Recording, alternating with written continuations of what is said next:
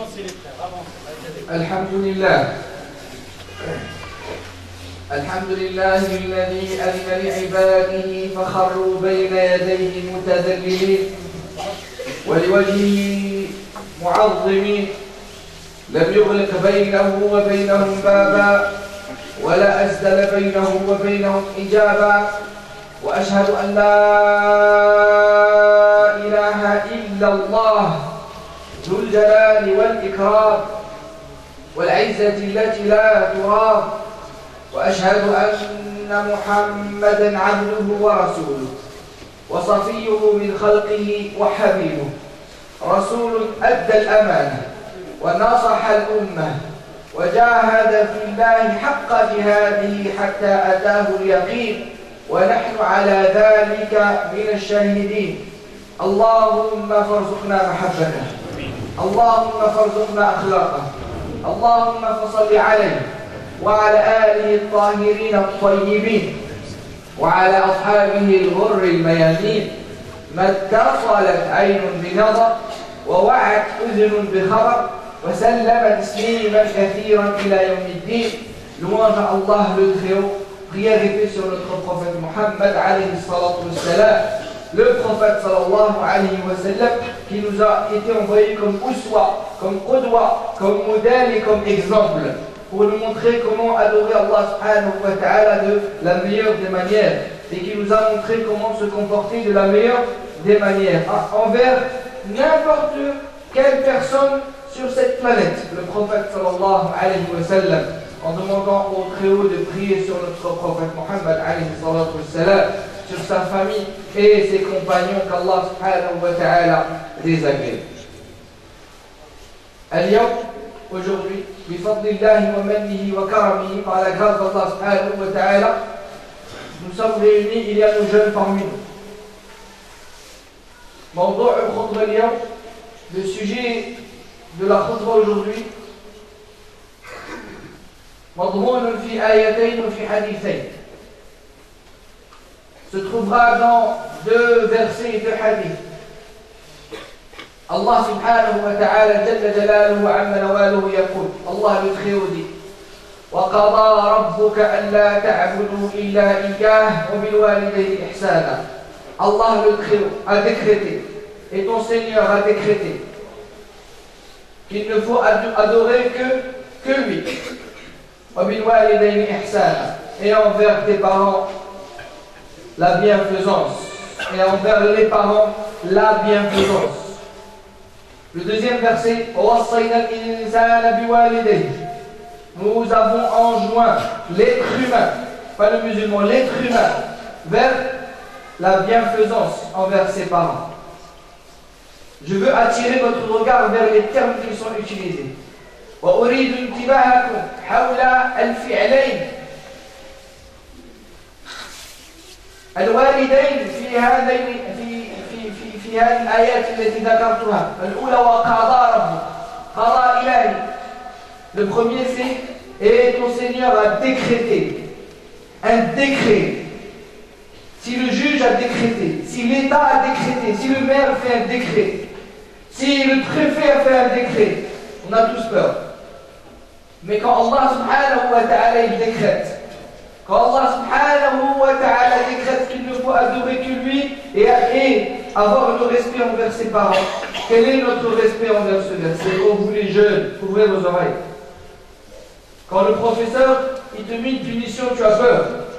Quand le directeur passe devant toi, tu trembles. Mais quand Dieu, celui qui t'a créé de rien, celui qui t'a donné la force, celui qui t'a donné la subsistance, celui qui t'a donné toutes choses, il décrète. Quel est ton sentiment vis-à-vis de ce verset? Dans le deuxième verset, le terme utilisé en arabe c'est wawassayna, al-wasiyya. حين يموت أبوك يترك لك وصية فتحترم هذه الوصية. فكيف بوصية الله الحي الذي لا يموت؟ Quand ton père décède, il te laisse un testament. C'est le même verbe, c'est le même champ lexical. Al-wasiyya. Ton père, quand il décède, te laisse un testament. Et que tu le respectes, tu le sacralises, tu respectes ce testament et tu appliques point par point, virgule par virgule. Mais quand Allah subhanahu wa ta'ala, le Très-Haut, le vivant qui ne meurt jamais, te donne un testament à respecter, une recommandation plus sacrée encore que le testament que t'a laissé ton père. Comment respectes-tu ce testament, cette recommandation divine? فهذه وصية الله على عباده أن احترموا آباءكم, respectez vos parents. الإحسان إلى آبائكم, la bienfaisance envers vos parents. Ça veut dire que moi, si je ne respecte pas mes parents, je n'ai rien respecté. Ni Allah, ni son prophète, ni le statut de musulman, je n'ai rien respecté. Je suis musulman que par la parole, que par les amis. Rappelez-vous, quand vous pensez aux versets qui parlent du respect envers les parents, des verbes qui sont utilisés.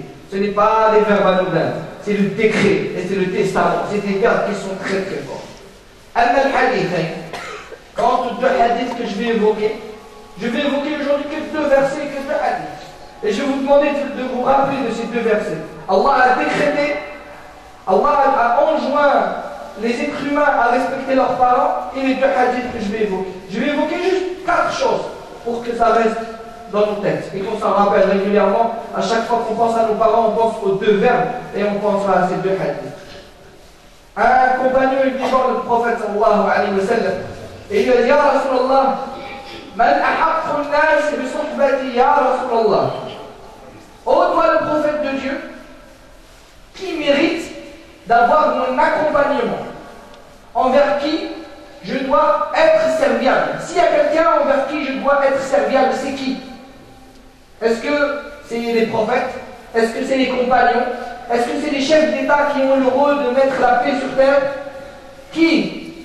Le prophète sallallahu alayhi wa sallam répond: Ummuk, Ummuk, Ummuk, ta mère, thumma abuk. S'il y a quelqu'un envers qui on doit être serviable, c'est qui? C'est notre mère. C'est notre mère, puis notre père. Allah subhanahu wa ta'ala protège nos parents du feu de l'enfer. Allah subhanahu wa ta'ala fasse en sorte que nos parents ils vivent un bonheur sur terre et dans l'au-delà, Inch'Allah.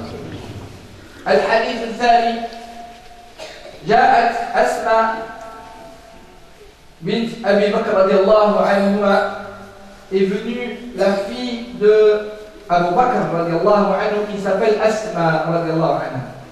جاءت وهي في المدينة تسأل سيدنا رسول الله صلى الله عليه وسلم. Elle est venue interroger le prophète صلى الله عليه وسلم.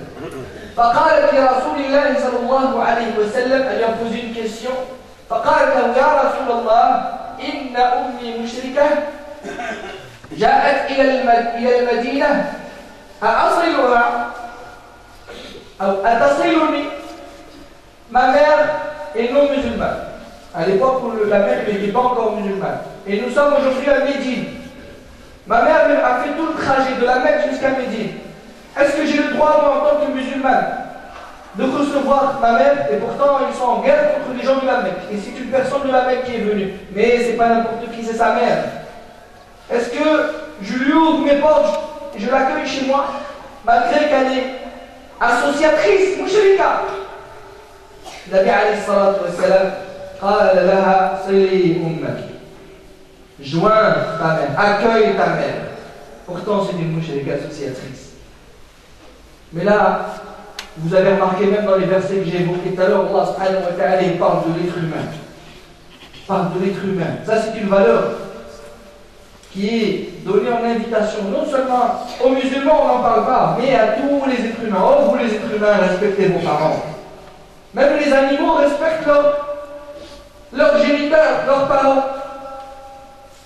C'est une valeur des plus humaines. Et si on ne l'a pas, on est encore moins que l'animal. Oh les jeunes, qui a deux grands défauts. Shabab, لديهم خصلتين هذه الخصلتين التي تخرج عليهما من الطريق الصحيح الصواب. Deux grands défauts chez les jeunes. Si vous avez ces deux grands défauts, malheureusement, vous ne respecterez pas vos parents. Et si vous arrivez à combattre ces deux défauts, alors vous serez meilleur. Et non pas une ou deux portes sera ouverte face à vous quand vous serez dans la difficulté, mais toutes les portes seront ouvertes, Inch'Allah, par la grâce d'Allah subhanahu wa ta'ala. Le premier défaut, c'est la précipitation. Vous allez trop vite, alors que l'ancien, il prend son temps et il médite. Avant de prendre une décision, il prend son temps car il a l'expérience, il est tombé plusieurs fois. Mais les jeunes se précipitent. La vie est faite de choix. Prends ton temps quand tu vas prendre ton choix. Quand tu vas faire ton choix, prends ton temps, calme-toi. C'est pour ça que le prophète sallallahu alayhi wa sallam nous apprend quoi? Il nous dit, si tu es en colère, tu es debout, assis-toi. Tu es assis, allonge-toi. Va faire l'audo, va te rafraîchir, va faire l'audo, mais prends un laps de temps, prends du recul, respire avant de prendre ton choix. Ne t'énerve pas. Sous la colère, ne parle pas. Sous la colère, ne prends pas de choix. Ne prends pas parti, ne prends pas de décision. Refroidis-toi, prends ton temps, calme-toi. Et tu vas voir qu'en prenant ton temps, tu vas trouver que le problème était simple. C'était un tout petit problème. Mais toi, tu lui as donné une grande valeur. Pourquoi? Parce que tu étais la tête dans le guidon. Ton sang, il était chaud. Le sang, il était chaud et tu as pris la mauvaise décision. C'est pour ça qu'il faut prendre son temps. C'est ce que nous apprend le prophète Mohammed alayhi salatu wassalam. Allah subhanahu wa ta'ala dit dans le Coran wa khuliqa al-insanu ajula. L'être humain, il a été créé promptement. Dans le sens de ce verset, c'est que l'être humain, il est toujours précipité. Ça, c'est un défaut de l'être humain. Et un défaut encore plus chez nos jeunes, chez nos petits frères, nous-mêmes, chez nos enfants. Ne vous précipitez pas quand vous pensez, quand vous voulez parler, quand vous voulez prendre une décision, quand vous voulez faire un acte. Et le deuxième grand défaut, c'est que le jeune, il a compris une chose. Le jeune, il a compris une chose. Mais il l'a mal comprise. Qu'est-ce qu'il a compris? Il a compris qu'il ne sera pas jeune toute sa vie. Le jeune, il a compris ça. C'est pour ça qu'il fait des bêtises. C'est pour ça qu'il est toujours à gauche. C'est pour ça qu'il est toujours en sens interdit. Pourquoi? Parce qu'il a compris dans sa tête qu'il ne sera pas jeune toute sa vie. Il se dit, j'ai 10 ans, 7 ans, 8 ans, demain je serai papa, j'aurai des enfants, maman, j'aurai des enfants, je ne pourrai pas faire ce que je veux faire. Et on m'a montré dans la télé plein de choses. Je voudrais faire ça, ci, ça, ça. Et mes copines m'ont dit, et j'ai entendu, et le bouche à oreille, il a plus d'impact que tout ce qu'on voit à la télé. Alors mes copines me disent, ça reste ancré dans la tête. Maintenant, le jeune, comment il va réagir face à cette donnée qui est vraie? C'est vrai, le jeune, c'est vrai. Tu ne seras pas jeune toute ta vie. Profite, joue, amuse-toi. Mais en même temps, il faut aussi un peu de sacrifice. Parce que si tu ne sacrifies pas maintenant, tu vas perdre toute ta vie. Tu ne seras rien demain. Si dans ton 100% de ton temps, si tu ne réserves pas un petit 15% un peu de sérieux dans tes études, dans ta personne, dans ta santé, dans ta religiosité, si tu n'apprends pas le Coran quand tu es jeune, tu ne l'apprendras pas quand tu seras âgé. Si tu apprends pas, si tu ne te rapproches pas du prophète sallallahu alayhi wa sallam quand tu es jeune, sache que tu ne te rapprocheras pas plus tard. Donc, apprends, fais de ton mieux. Et quand tu apprends, tu vas le faire. Alors on va le faire bien. Une chose, tu vas la faire, fais-la bien, ou alors ne la fais pas du tout. Mais une chose que tu fais, mon petit frère, écoute bien, ma petite soeur, écoute bien. Tu es là. Alors sois attentif, ne perds pas ton temps. Soit une chose, tu la fais bien, soit tu ne la fais pas. C'est ce qu'on apprend du Coran et de la sunna du prophète Mohammed sallallahu alayhi wa sallam. Deux défauts. Si vous voulez gommer ces défauts-là, sachez que vous allez réussir. Gommez ce défaut-là de la précipitation. Prenez votre temps, respirez. Essayez d'acquérir de l'expérience. Et le deuxième point, comprenez effectivement que la jeunesse, ça ne va pas durer éternellement. C'est pour ça que amusez-vous, prenez soin de vous, souriez, vivez votre vie. Et à côté, ne perdez pas votre temps aussi. Un peu de travail, un peu de sérieux. Quand c'est le travail, c'est le travail. On ne joue pas avec le travail. Quand c'est la religion, je veux apprendre parce que je suis musulman. Pas que de nom, mais vraiment. Car un jour, il va arriver une chose. Un jour, tu vas recevoir un appel. Et tout le monde il est éloigné de ses parents. Il y a des gens qui sont à côté de leurs parents, ils sont collés à leurs parents, mais entre eux et leurs parents, il y a des milliers de kilomètres. Parce qu'ils se disent que salam alaykoum, c'est tout. Il n'y a rien, il n'y a pas de vécu, il n'y a pas de lien, il n'y a pas de véritable lien. Entre eux et leurs parents, il y a la distance entre l'Orient et l'Occident. Un jour, mon petit frère, ma petite soeur, tu vas recevoir un appel. Et ça va être ton frère ou ta soeur qui va t'appeler. Est-ce que tu es prêt à recevoir cet appel? Ton frère ou ta soeur, quand elle va avoir le téléphone, elle n'arrivera pas à parler. Elle aura des difficultés à parler. Et toi, tu seras derrière ton téléphone. Qu'est-ce qu'il y a? C'est quoi le problème? Tu m'as appelé, tu m'as dit urgence. Qu'est-ce qui se passe? Et là, on va te dire, ta maman, elle est partie. Au téléphone, on va dire, ta maman, elle est partie. Et là, il y aura un silence. Dans ta tête, il y aura un déséquilibre, un brouillard. Tu seras perdu. Tu vas raccrocher le téléphone, tu vas sortir dehors, tu vas marcher comme un fou. Tu vas tourner en rond. Tu n'arriveras pas à dormir. Une partie de toi, elle est morte. Une partie de toi, elle est morte. Tu sens que quelque chose est déconnecté. On a enlevé les câbles. Dans ta tête, ça ne se passe pas, il y a un déséquilibre. Jusqu'à que le lendemain, tu rentres dans la mosquée et tu reçois plein d'appels, plein de SMS. Plein de gens qui te diront, ah, miséricorde, à ta mère qui est décédée. Des gens qui vont t'appeler par centaines. Des gens qui t'ont appelé une seule fois dans la vie, ils vont t'appeler ce jour-là. Et tu seras avec les musulmans ici, et il y aura ta mère ici, devant. Elle sera dans l'air seul qui est blanc. Et les gens, ils vont prier sur ta mère. Et toi, tant que tu n'as pas vu ta mère, l'information est dans ta tête, mais elle n'est pas encore dans ton cœur. Jusqu'à qu'on arrive au cimetière, et on commence à enterrer ta mère. Et là, on enterre ta mère. Là, l'information, elle arrive à ton cœur. Après, là, tu vois. Quand tu vois la fumée qui monte, là, tu comprends. Ta mère est décédée. Ton cœur, il comprend, là. Que ta mère, elle est décédée. À ce moment-là, tu te dis, ah, si seulement ma mère, elle était à côté de moi, je prendrais soin d'elle. Je ferai en sorte qu'elle sera tout le temps souriante. Je ferai en sorte qu'elle ne manquera de rien. Je ferai en sorte que ça soit la mère la plus heureuse. Je me battrai pour ça. Je la tiendrai dans mes mains. Je la serrerai dans mes mains. Voilà ce que chacun on se dira.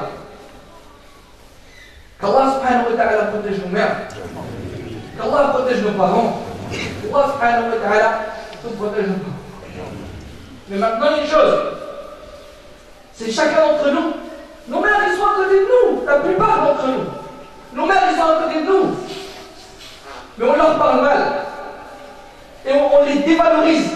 On donne plus d'importance à nos copines, à nos copains, à nos activités que nos parents.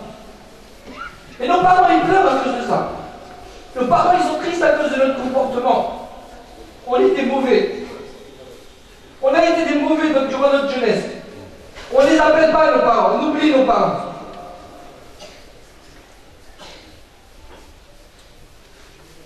Comment on se dit qu'on veut la satisfaction d'Allah, mais on fait pleurer nos mamans quand ils sont tout seuls, quand ils voient notre comportement, ils pleurent. Alors toi, ma soeur, tu fais pleurer ta mère. Autant mon petit frère, tu fais pleurer ta mère. Est-ce que tu n'as pas peur? Demain après-demain, tu seras une brochette dans l'enfer. Tu seras une brochette de viande dans l'enfer si tu ne respectes pas ta mère sur terre. Si tu ne respectes pas ta mère sur terre, mais quel paradis tu veux? Qu'est-ce que tu es à toi d'Allah? Qu'Allah t'accueille avec un paradis et que tu n'auras pas de châtiment et que tu vas passer le sirat et que le prophète va t'accueillir avec un sourire.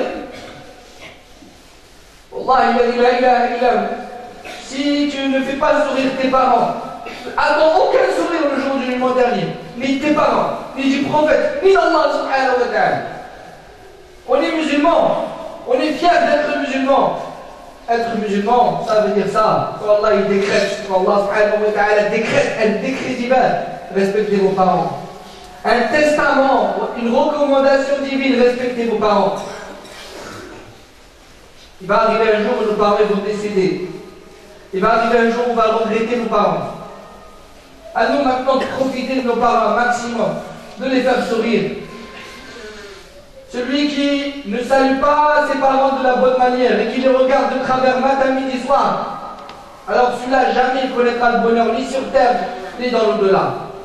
Allah subhanahu wa ta'ala protège nos parents et nous aide à faire sourire nos parents, qu'Allah donne le bonheur et le sourire à nos parents dans ce bas monde et dans l'au-delà. أقول قولي هذا وأستغفر الله لي ولكم ولسائر المسلمين أجمعين والحي لا إله إلا هو فادعوه مخلصين له الدين الحمد لله رب العالمين.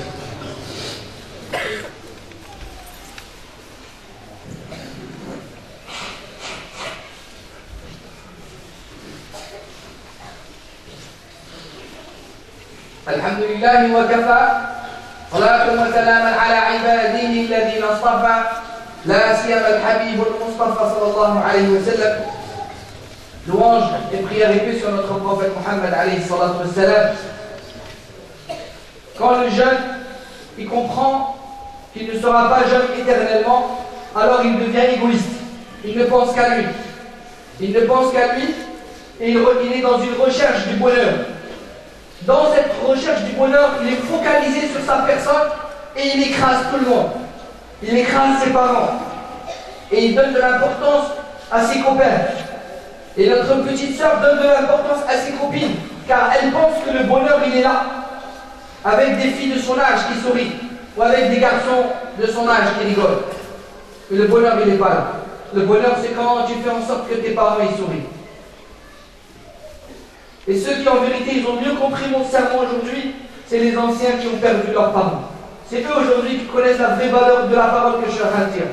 Nous encore on est dans la théorie. Nos parents ils sont là, des fois on est bon, des fois on est mauvais, des fois on les oublie, des fois on les appelle pas. Et des fois on est mauvais avec eux, très mauvais. Mais nos parents aujourd'hui c'est eux qui regrettent. Et c'est quand on connaît la valeur d'une chose, c'est quand on ne l'a plus. C'est quand on a la valeur des yeux, du fait de marcher, des mains, c'est quand on n'a plus ces membres-là, c'est à ce moment-là qu'on se dit ah les yeux c'est important, ah l'ouïe c'est important, j'avais négligé, je pensais que voilà, je donnais pas d'importance, je pensais que les sourds aussi ils s'en sortent. Eh bien c'est difficile pour tous ceux qui n'ont pas ces membres-là. Eh bien toi tu as un cœur, tu as ton corps, il a appris toi c'est ta mère, c'est ton père, prenez soin de vos parents. Allah subhanahu wa ta'ala protège nos parents. En vérité on n'a pas le droit d'être ingrat comme ça, on n'a pas le droit d'être ingrat. L'ingratitude, on n'a pas le droit d'être ingrat envers nos parents. Car celui qui est ingrat envers ses parents, il est ingrat envers Allah subhanahu wa ta'ala. Comment est notre communication avec nos parents? Comment on parle avec nos parents? De quelle manière? Si je parle à mes parents comme je parle avec des gens dans la rue, alors je n'ai pas respecté mes parents. Mes parents, je dois leur parler de la meilleure des manières, comme il a été demandé dans le Coran. Parce que mes parents sont plus importants. Comment je regarde mes parents? Est-ce que je regarde mes parents comme je regarde les gens dans la rue? Si je regarde mes parents comme je regarde les gens dans la rue, alors je n'ai pas respecté mes parents. Pourquoi? Car mes parents sont plus importants. Comment on salue nos parents? Si je salue mes parents comme je salue les gens dans la rue, alors je n'ai pas respecté mes parents. Celui qui n'a pas fait un bisou régulièrement, journalièrement, dans la main de sa mère, ou dans la tête, dans le front de sa mère, alors il ne connaît pas le respect envers les parents. C'est comme ça qu'on salue les parents, avec un bisou sur la tête, avec un bisou sur la main. Et pour les meilleurs, un bisou sur les pieds, sur la plante des pieds. Pour ceux qui veulent jamais avoir une porte de fermée. À chaque fois qu'ils vont prendre une direction, la porte sera ouverte. Chacun y choisit. Chacun y décide de ce qu'il veut. Chacun il est face à ses choix. Mais il y a un choix qu'on n'a pas le droit de négliger. Le respect envers les parents, on n'a pas le choix. On n'a pas le droit d'être ingrat. On n'a pas le droit d'être ingrat. Si on était à l'époque de Sayyidina Omar, je pense que les gens qui seraient ingrats envers les parents, je pense qu'ils seraient fait fouetter. Et c'est la punition qu'ils méritent. Comment on peut ne pas respecter ses parents? Quand j'ai demandé à droite à gauche quel sermon vous désirez, la plupart des parents me disent parle-moi s'il te plaît, mon fils ne me respecte pas, ma fille ne me respecte pas, ma fille me parle mal, ma fille me regarde de travers, ma fille, je lui dis ne mets pas du vernis, elle ne m'écoute pas, ma fille, je lui dis c'est quand tu vas mettre hijab, maintenant t'es grande, 18 ans, t'attends-toi, elle ne veut pas écouter, elle me parle mal. Ma fille, enlève cette chaîne, elle n'est pas bien, la fille laisse la chaîne. Mon fils, tu vois où il est tard, il est 20 h. Laisse-moi tranquille. On est musulman d'où? Si on a ce genre de comportement, on est musulman. Depuis quand on est musulman? Quand on sera musulman? On est musulman que de parole. Car le musulman, c'est celui qui respecte les principes d'Allah. Et quand Allah il décrète, là on ne parle plus, parce que je suis musulman. Musulman, ça veut dire soumis à Allah. Allah il dit je fais, je ne parle pas, je ne réfléchis pas. Pourquoi? Parce qu'Allah a dit. Allah a dit, Allah a décrété, il y a divergence d'avis. Non, il n'y a pas de divergence d'avis. Les mots sont clairs. Respecte tes parents, respecte tes parents. La recommandation de Dieu divin, respecte tes parents. Allah a décrété. N'adore que lui, respecte tes parents. Là, il n'y a pas de divergence d'avis où les savants ont dit oui, mais peut-être, etc. Il y a une... Même quand elle n'est pas musulmane, tu dois respecter tes parents. Ne leur obéis pas sur l'associalisme, mais surtout le reste, tu dois être à son service, la faire sourire, faire en sorte qu'elle soit dans le bonheur le plus total, vouloir pour elle le bonheur du monde, tout le bien du monde, et par-dessus tout lui vouloir le paradis. Allah subhanahu wa ta'ala nous accorde ce paradis. Allahumma hadina fi man hadayt, wa afina fi man afayt, wa tawallana fi man tawallayt, wa barik lana fi ma a'tayt, wa qina wasrif 'anna bi rahmatika sharra ma qadayt. الأخت مجدة في المليح تخبركم بوفاة أبيها الحاج عربي في المليح يوم الجمعة 27 يناير. تغمد الله فقيه بواسع رحمته وأرجوكم الدعاء له بالمغفرة ولكم الشكر اللهم الله سبحانه وتعالى يغفر له. Une sœur à la peur de son père, الحاج عربي الله سبحانه وتعالى أن يرحمه. اللهم اغفر له وتجاوز عن سيئاته. اللهم اجعل قبره روضة من رياض الجنة. اللهم اجعل قبره روضة من رياض الجنة. اللهم اجعل قبره روضة من رياض الجنة. اللهم ارزق أهله الصبر. اللهم ارزق أهله الصبر. اللهم اجعل بيته يتلى فيه القرآن وتدرس فيه أحاديث النبي عليه الصلاة والسلام.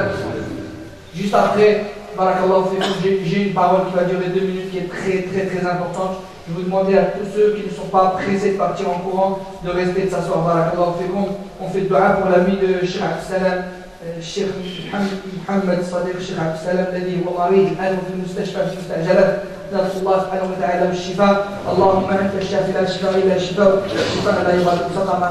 اللهم أنت الشافي لا شفاء إلا شفاء، شفاء لا يغادر سقما. اللهم أنت الشافي لا شفاء إلا شفاء، شفاء لا يغادر سقما. اللهم يا فارق الحب والنوى اعطي لكل عبد ما نوى. دعاء الأخ لا يجب بأن يرزقه الله سبحانه وتعالى الأبناء إن شاء الله. الله سبحانه وتعالى اللهم يا فارق الحب والنوى اعطي لكل عبد ما نوى. وهذا الأخ اللهم ارزقه الأولاد الذرية الصالحة. اللهم يا فارق الحب والنوى اعطي لكل عبد ما نوى. وصل اللهم على سيدنا محمد وآله وصحبه أجمعين. سبحان ربك رب العزة عما يصفون وسلام على المرسلين والحمد لله رب العالمين. ويغفر الله بعدل قال آمين.